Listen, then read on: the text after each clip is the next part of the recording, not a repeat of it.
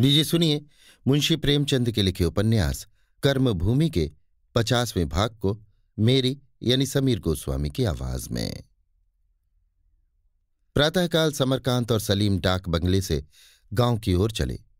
पहाड़ियों से नीली भाप उठ रही थी और प्रकाश का हृदय जैसे किसी अव्यक्त वेदना से भारी हो रहा था। चारों ओर सन्नाटा था। पृथ्वी किसी रोगी की भांति कोहरे के नीचे पड़ी सहर रही थी। कुछ लोग बंदरों की भांति छप्परों पर बैठे उसकी मरम्मत कर रहे थे और कहीं कहीं स्त्रियां गोबर पाथ रही थीं। दोनों आदमी पहले सलोनी के घर गए।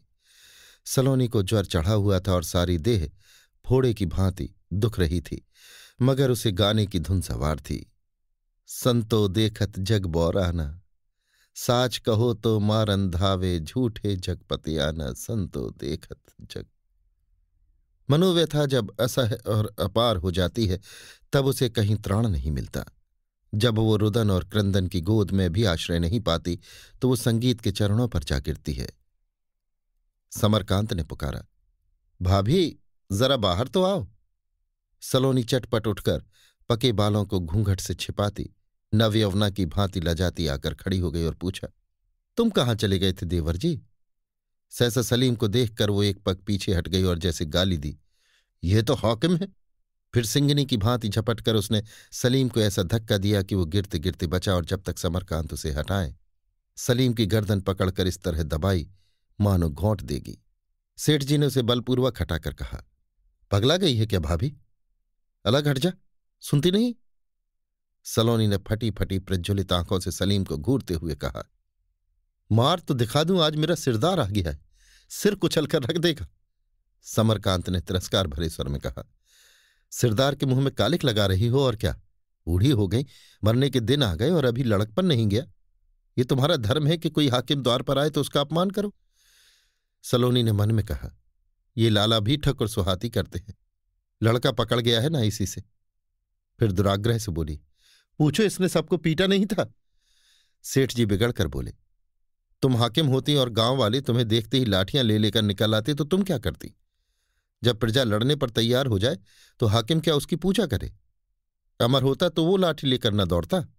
गांव वालों को लाजिम था कि हाकिम के पास आकर अपना अपना हाल कहते, अरज विनती करते, अदब से, नम्रता से। ये नहीं कि हाकिम को देखा और मारने दौड़े। मानो वो तुम्हारा दुश्मन है। मैंने समझा बुझाकर लाया था कि मेल करा दूं, दिलों की सफाई हो जाए, और तुम उनसे लड़ने पर तैयार हो गई।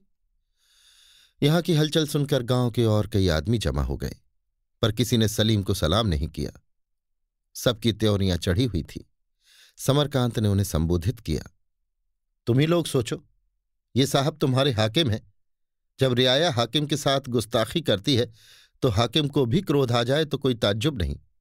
ये बेचारे तो अपने को हाकिम समझते ही नहीं, लेकिन इज्जत तो सभी रखते हैं, हाकिम हो या ना हो। कोई आदमी अपनी बेइज्जती नहीं देख सकता। बोलो गूदड़, कुछ गलत कहता हूं? गूदड़ ने सिर झुकाकर कहा, नहीं मालिक, सच कहते हो। मुदा वो तो बावली है, उसकी किसी बात का बुरा न मानो। सबके मुंह में कालिख लगा रही है और क्या। ये हमारे लड़के के बराबर हैं। अमर के साथ पढ़े, उसी के साथ खेले। तुमने अपनी आंखों से देखा कि अमर को गिरफ्तार करने ये अकेले आए थे। क्या समझकर? क्या पुलिस को भेजकर न पकड़वा सकते थे? सिपाही हुक्म पाते ही आते और धक्के देकर बांध ले जाते। इनकी शराफत थी कि खुद आए और किसी पुलिस को साथ न लाए। अमर ने भी वही किया जो उसका धर्म था। अकेले आदमी को बेइज्जत करना चाहते तो क्या मुश्किल था?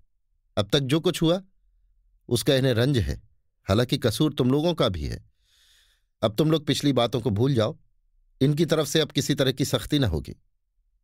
इन्हें अगर तुम्हारी जायदाद नीलाम करने का हुक्म मिलेगा, नीलाम करेंगे। गिरफ्तार करने का हुक्म मिलेगा, गिरफ्तार करेंगे। तुम्हें बुरा न लगना चाहिए। तुम धर्म की लड़ाई लड़ रहे हो। लड़ाई नहीं, ये तपस्या है। तपस्या में क्रोध और द्वेष आ जाता है तो तपस्या भंग हो जाती है। स्वामी जी बोले, धर्म की रक्षा एक ओर से नहीं होती। सरकार नीति बनाती है, उसे नीति की रक्षा करनी चाहिए। जब उसके कर्मचारी नीति को पैरों से कुचलते हैं तो फिर जनता कैसे नीति की रक्षा कर सकती है? समरकांत ने फटकार बताई, आप सन्यासी होकर ऐसा कहते हैं स्वामी जी? आपको अपनी नीतिपरता से अपने शासकों को नीति पर लाना है। यदि वो नीति पर ही होते तो आपको ये तपस्या क्यों करनी पड़ती? आप अनीति पर अनीति नहीं, नीति से विजय पा सकते हैं। स्वामी जी का मुंह जरा सा निकल आया, जबान बंद हो गई। सलोनी का पीड़ित हृदय पक्षी के समान पिंजरे से निकलकर भी कोई आश्रय खोज रहा था। सज्जनता और सत्प्रेरणा में भरा हुआ ये तिरस्कार उसके सामने जैसे दाने बिखेरने लगा। पक्षी ने 2-4 बार गर्दन झुका झुकाकर दानों को सतर्क नेत्रों से देखा, फिर अपने रक्षक को आ करते सुना और पर फैलाकर दानों पर उतर आया। सलोनी आंखों में आंसू भरे दोनों हाथ जोड़े सलीम के सामने आकर बोली, सरकार मुझसे खता हो गई, माफी दीजिए, मुझे जूतों से पीटिए। सेठ जी ने कहा, सरकार नहीं बेटा कहो। बेटा मुझसे बड़ा अपराध हुआ, मूर्ख हूं, बावली हूं, जो सजा चाहे दो। सलीम के नेत्र भी सजल हो गए। हुकूमत का रौब और अधिकार का गर्व भूल गया। बोला, माताजी मुझे शर्मिंदा न करो। यहां जितने लोग खड़े हैं, मैं उन सब से और जो यहां नहीं है उनसे भी अपनी खताओं की मुआफी चाहता हूं। गूदड़ ने कहा, हम तुम्हारे गुलाम हैं भैया, लेकिन मूर्ख जो ठहरे, आदमी पहचानते तो क्यों इतनी बातें होती। स्वामी जी ने समरकांत के कान में कहा, मुझे तो जान पड़ता है कि दगा करेगा। सेठ जी ने आश्वासन दिया, कभी नहीं, नौकरी चाहे चली जाए पर तुम्हें सताएगा नहीं, शरीफ आदमी है। तो क्या हमें पूरा लगान देना पड़ेगा? जब कुछ है ही नहीं तो दोगे कहां से? स्वामी जी हटे तो सलीम ने आकर सेठ जी के कान में कुछ कहा। सेठ जी मुस्कुराकर बोले, जंट साहब तुम लोगों को दवा दारू के लिए 100 रुपये भेंट कर रहे हैं, मैं अपनी ओर से उसमें 900 रुपये मिलाए देता हूं। स्वामी जी डाक बंगले पर चलकर मुझसे रुपए ले लो। गूदड़ ने कृतज्ञता को दबाते हुए कहा, भैया, पर मुख से एक शब्द भी न निकला। समरकांत बोले, ये मत समझो कि ये मेरे रुपए हैं, मैं अपने बाप के घर से नहीं लाया, तुम्ही से तुम्हारा ही गला दबा कर लिए थे, वो तुम्हें लौटा रहा हूं। गांव में जहां स्यापा सा छाया हुआ था वहां रौनक नजर आने लगी, जैसे कोई संगीत वायु में घुल गया हो। अभी आप सुन रहे थे मुंशी प्रेमचंद के लिखे उपन्यास कर्मभूमि के 50वें भाग को मेरी यानी समीर गोस्वामी की आवाज में।